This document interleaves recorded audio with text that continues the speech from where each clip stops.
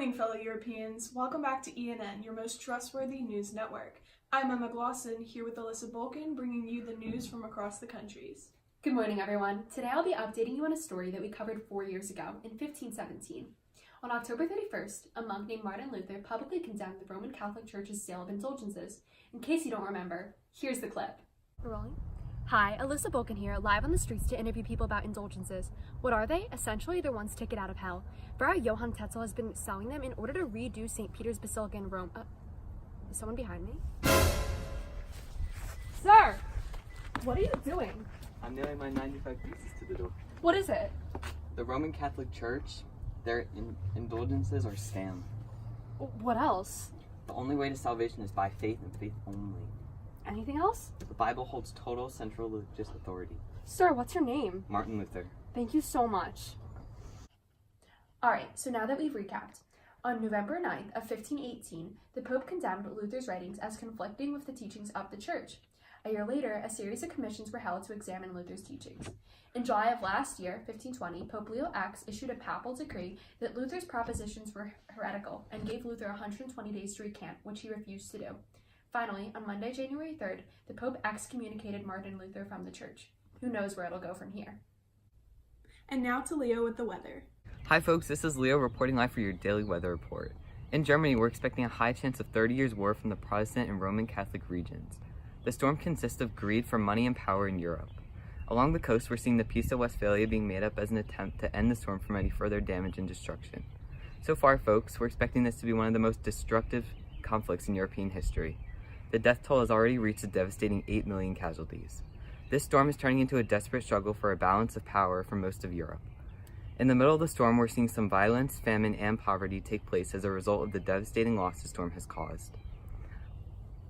I'm now getting word that France has emerged from the storm after witnessing the defeat and major losses taken part in a large chunk of the north, south, east, and west portions of Spain. The Holy Roman Empire is said to be suffering the most from the There's something on... storm. There's something on... There's something... Is that a rope? Oh my god, there's something on the camera! We apologize for the interruption. We'll be back with your scheduled programming in just one moment. And we're back. Local weather stations are telling us that this storm will create conditions for the Enlightenment to spread out along the coast and eventually inland to the majority of the European countries. That's it for the weather, folks, and back to the desk. And now an update on the war front. As you know, the war began in late June, early July of this year, stemming from the assassination of Archduke Franz Ferdinand of Austria by the hand of the Bosnian Serb nationalist Gavrilo Princip. On July 28th, Austria-Hungary declared war on Serbia, and the peace between Europe's great powers collapsed. The war has since expanded from a local conflict into a multi-continental war fought between the Central Powers and the Allied forces.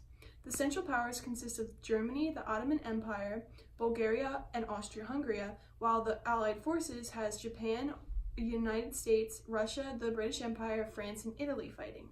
Both sides began to incorporate a technique known as trench warfare, where trenches are dug, separating both of the sides of the battlefield from the view of each other's enemies. The middle divide of these trenches is known as no man's land. The name is fitting considering it is a place where neither side wishes to cross out of fear of the enemy's attack. A few days ago, we were live at the scene at one of the trenches. Let's take a look. Okay, and now here we are live at the scene of the trenches. Trench warfare, though strategical, puts both forces at the mercy of not only their enemies, but also the spread of bacteria and disease. They're starting. And now let's send it over to Rachel, covering the French Revolution. Hi, I'm here to report on the bloody trend of guillotining currently sweeping France. Hundreds of thousands have already fallen victims to the guillotine, with as many as 400 a day being executed in Paris alone. Deemed a fair and equal death by revolutionaries, the guillotine has quickly become an infamous symbol of the French Revolution.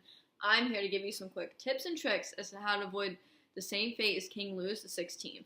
To start, do not question the revolution or revolutionary leaders. Stay loyal to the cause and don't dare support for loyals or nobility. Even the slightest suspicion of betrayal against the revolution is enough to get you and your family on the literal chopping block.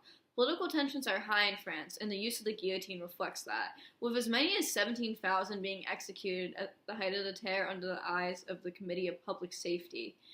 With the bloody terror in full swing under the hands of radicals like Robespierre, who believe terror is a necessity, it is important to stay safe and alert.